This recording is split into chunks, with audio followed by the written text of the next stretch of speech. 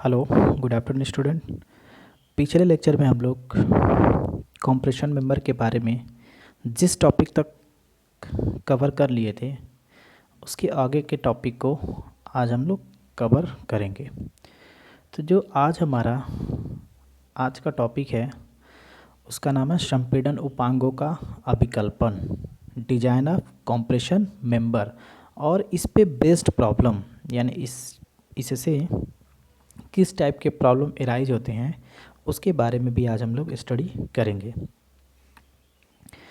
तो सबसे पहले प्रॉब्लम एराइज करने से पहले या प्रॉब्लम जानने से पहले सबसे पहले हम इसके डिज़ाइन स्टेप्स के बारे में जानना है, इसके क्या स्टेप्स हैं, ताकि इसी के आधार पे से हम लोग न्यूमेरिकल को क्या करेंगे, सॉल्व करेंगे। तो आइए देखिए क्या इसके डिज़ाइन स्टेप्स हैं। तो सबसे पहला ये स्टेप्स है, किसी भी अगर कॉम्प्रेशन मेंबर का, किसी भी संपीड़न उपांग का अगर आप डिजाइन करेंगे, अभिकल्पन करेंगे, तो सबसे पहले खंड के लिए हमको मेंबर के लिए अनुकेय संपीड़न प्रतिबल यानी सिग्मा एसी की आवश्यकता पड़ेगी। यानी किसी भी संपीड़न उपांग के डिजाइन करने से पहले सर्वप्रथम हमको सिग्मा एसी या अनुकेय संपीड़न प्रतिबल की आवश्यकता पड़ेगी। और हमको पता है कि जो अनुकेय संपीड़न प्रतिबल है वो खंड की लंबाई पर निर्भर करता है। मतलब अगर खंड की लंबाई बढ़ेगा तो अनुकेय संपीड़न प्रतिबल का मान बढ़ेगा। ठीक है। अब जो सिग्मा एसी का मान है, सिग्मा एसी का मान भी डिपेंड करता है किस पे, संभावित प्रतिबल पे। क्यों? क्योंकि बिना संभावित प्रतिबल आप जाने बिना आप अनुकेय संपीड़न प्रतिबल नहीं निकाल सकते हैं। तो जो संपीड़न उपांगों के लिए जो संभावित प्रतिबल के मान हैं वो कोड में दे रखे हैं। जैसे कि अगर आप किसी भी कोणीय खंड का डिजाइन करेंगे, अगर आप किसी भी कोणीय खंड के लिए डिजाइन करेंगे तो उसके लिए जो संभावित प्रतिबल का मान है वो 80 न्यूटन प्रति एमएम स्क्वायर है, 80 न्यूटन प्रति एमएम स्क्वायर होता है।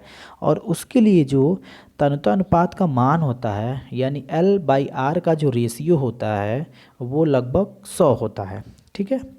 अब इसमें देखिए, नेक्स्ट देखिए, अगर एकल आई खंड के लिए डिजाइन करेंगे, एकल अगर आई खंड के डिजाइन करेंगे तो उसके लिए आपका संभावित प्रतिबल का जो मान होगा वो 100 न्यूटन प्रति एमएम स्क्वायर होगा, तथा उसके लिए जो तन्यता अनुपात का मान होगा वो लगभग 80 होगा।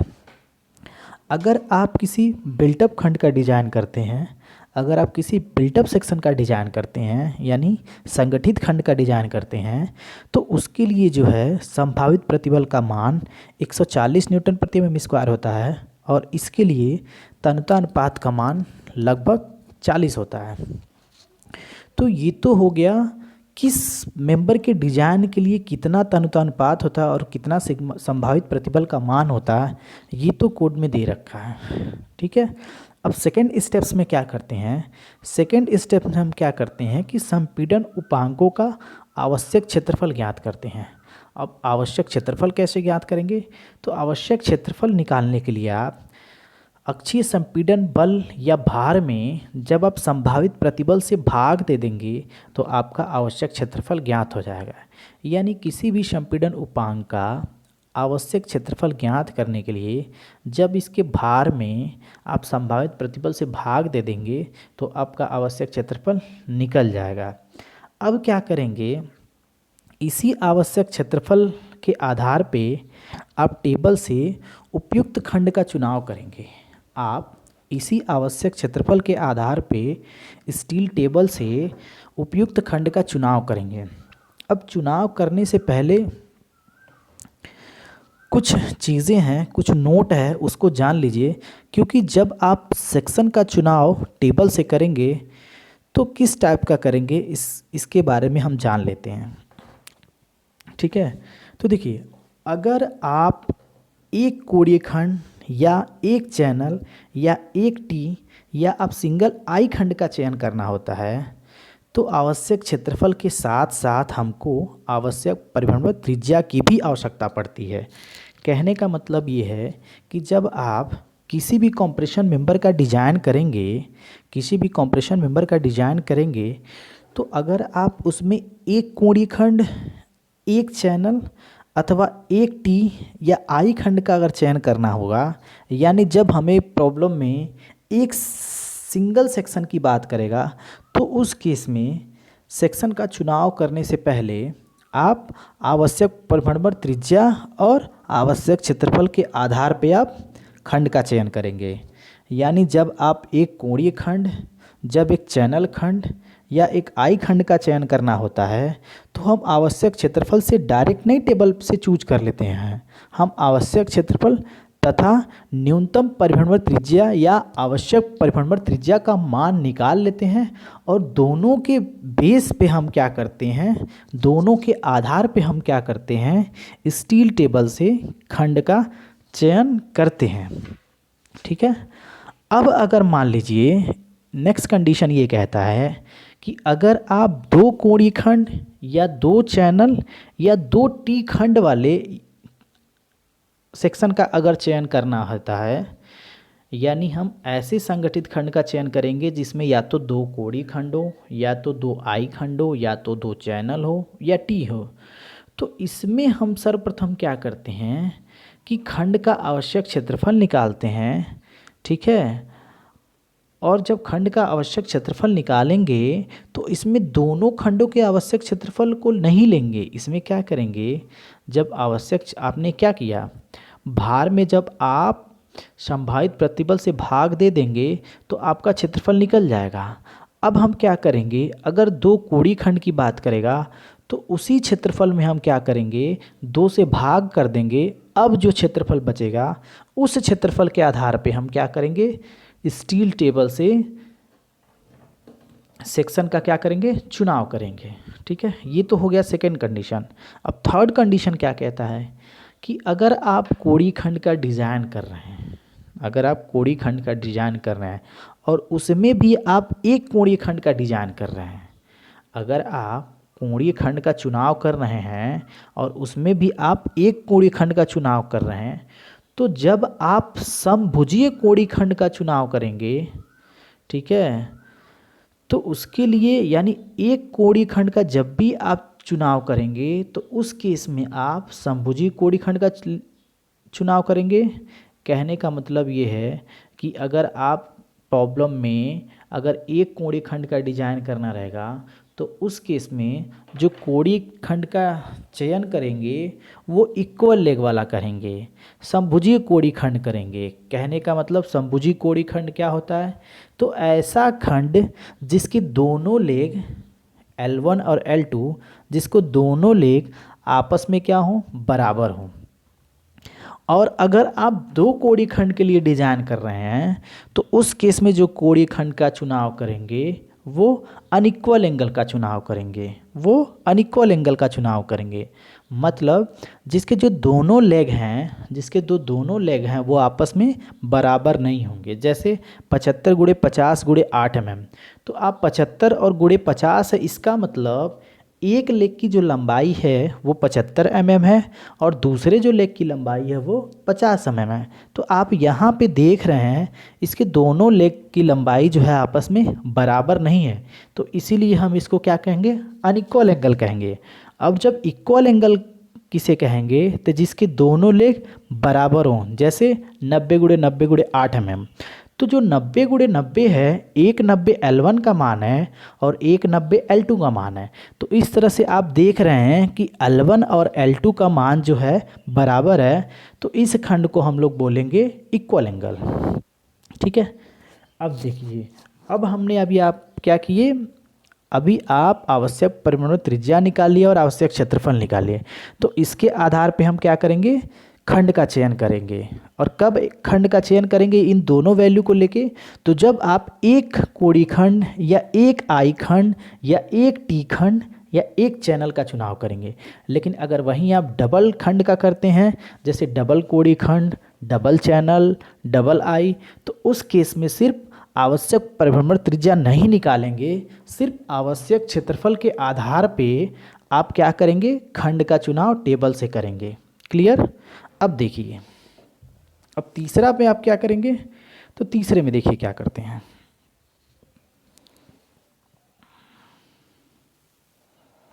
तीसरे में आप देखिए क्या करते हैं, यानी नेक्स्ट स्टेप में। तो अब आप क्या करेंगे, सॉरी तीसरा नहीं चौथा स्टेप्स। अब आप इस स्टेप में क्या करेंगे कि अब चुने हुए खंड का यानी जो भी सेक्शन आप क्या किए टेबल से चूज कर लिए, चुने हुए खंड का दोनों अक्षों पर जड़त्व आघूर्ण ज्ञात करेंगे। आप चुने हुए खंड का दोनों अक्षों पर क्या करेंगे, क्या करेंगे, जड़त्व आघूर्ण ज्ञात करेंगे।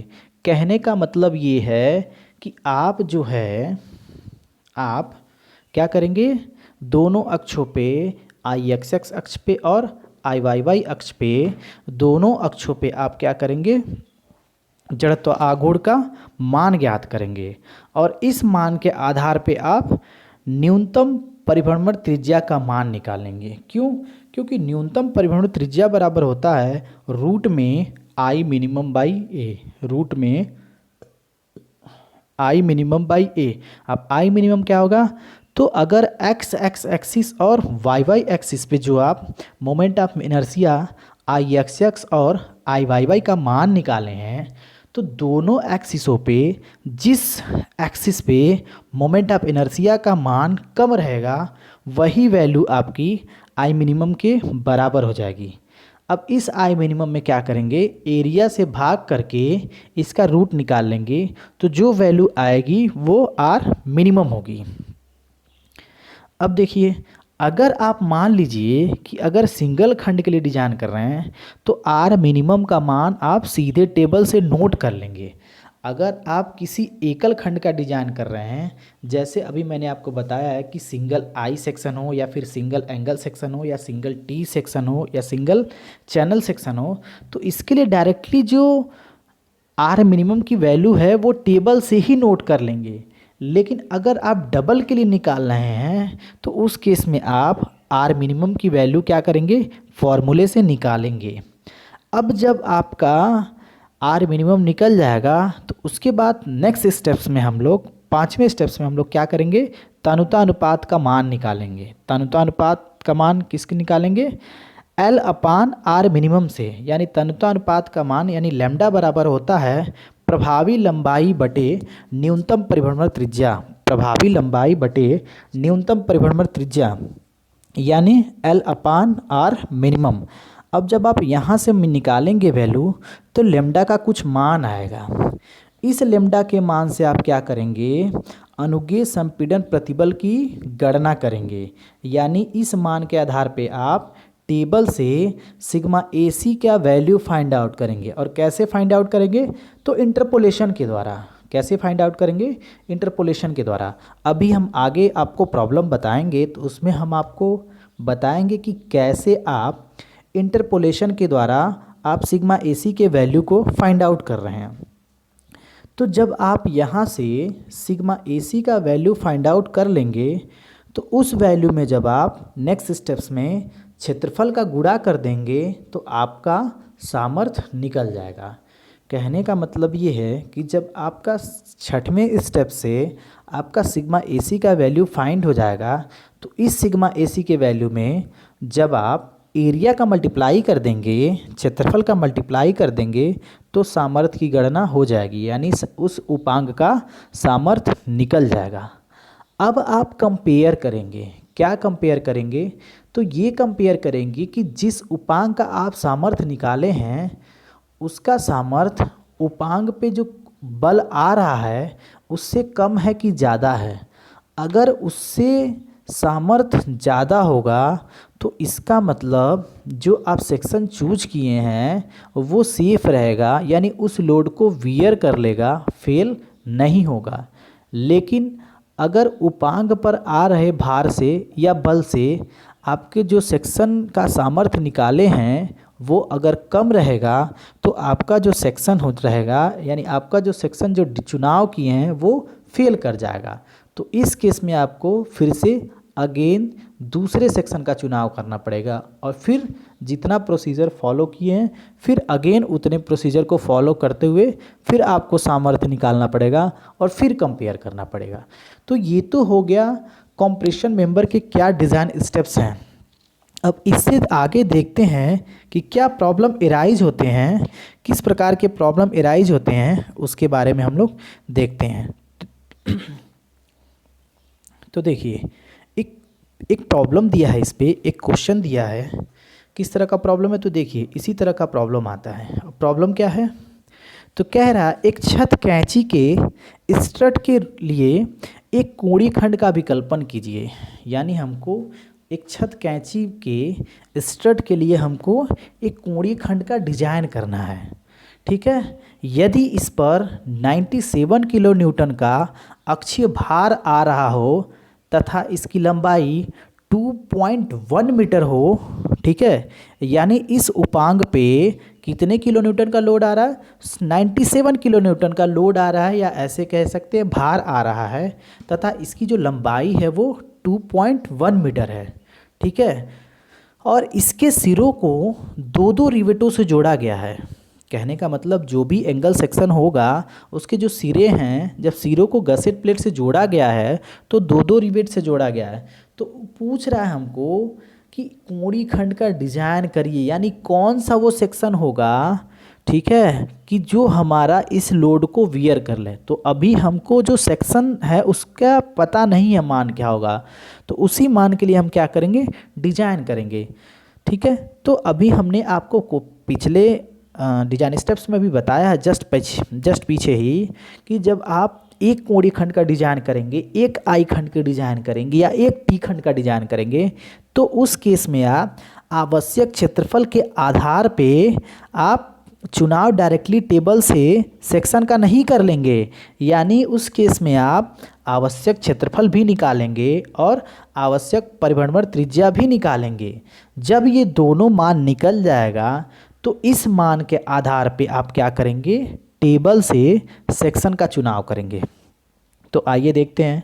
तो सबसे पहले हम क्या करेंगे, आवश्यक क्षेत्रफल का मान निकालेंगे, और आवश्यक क्षेत्रफल बराबर हो जाएगा अक्षीय संपीड़न भार बटे संभावित प्रतिबल। अक्षीय संपीड़न भार बटे संभावित प्रतिबल।